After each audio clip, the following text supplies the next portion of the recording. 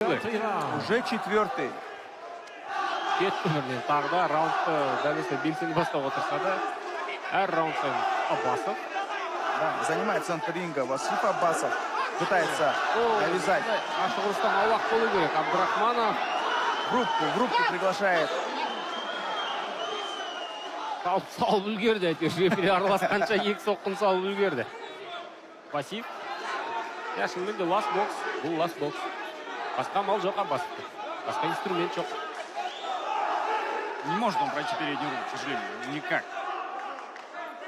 Бір жағынан алып қарасаң, бұл бокстың базасы, классикасы былайша айтқанда, алдыңғы ғой. Опять-таки, с Васила какой может быть спрос? Все-таки боксшы емес, парень не боксер.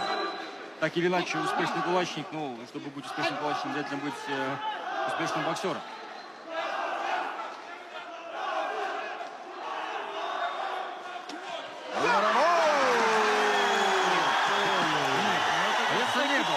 Не было нокдауна. Я не согласен с рефери здесь уж точно. Нокдауна не было. Провоцируете секундантов. Я не знаю, мне показалось, как будто был нокдаун. Нокдауна не было. Нет. Нужно успокоить. Нокдауна не было. Успокоить нужно сейчас. Мурат Халидов кетті. Тоқтатыңдар, жіберді аттың басын. Нокдауна не было. Есть в углу. Глянь, повтор, ну, как будто просто равновесие потерял. Самар. Мне показался флеш-нокдаун, если честно. Давайте взглянем на повтор, не будем гадать, но... Да. Видео айталдан көреміз міндетті түрде. Мурат Халидов взорвался, и в углу Васифа Аббасова есть Ахмед Гадаборшев.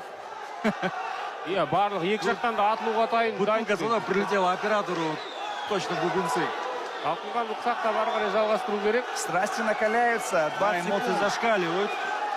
Но нам так и не показали повтор этого нокдауна. В конце раунда, я думаю, мы обязательно увидим этот момент. А пока концовка, 10 секунд. Вот это точно был нокдаун. Отвечает. Это точно был Нокдаун за нокдаун. нокдауном. Реванширует.